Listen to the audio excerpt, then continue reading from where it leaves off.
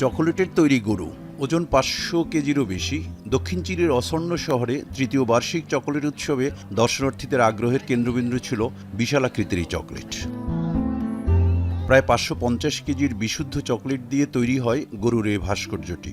উৎসবের মঞ্চে প্রদর্শিত বিশাল আকৃতির চকলেট দেখে মুগ্ধ দর্শনার্থীরা।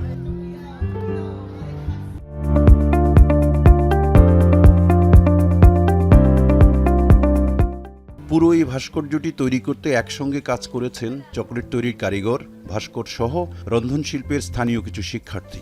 Con el chocolate está la matriz, lo que va abajo, pero después se saca cuando se empieza a armar el chocolate y la base es en poliéster.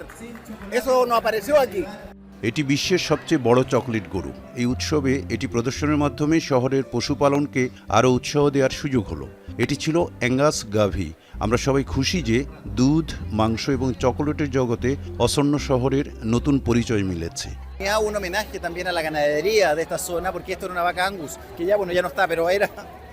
Entonces estamos muy contentos que eso también haya pasado, que se abrace el mundo de la leche, que se abrace el mundo de la carne. উৎসবের মিষ্টি সমাপ্তির পর এ ভাস্কর্যের কারিগররাই আস্ত ভাস্কর্যটিকে ভেঙে অতিথিদের মাঝে chocolate ছুঁড়ে দেন আর আনন্দে মাতেন। মেজবা আজাদ, এখন বিশ্ব।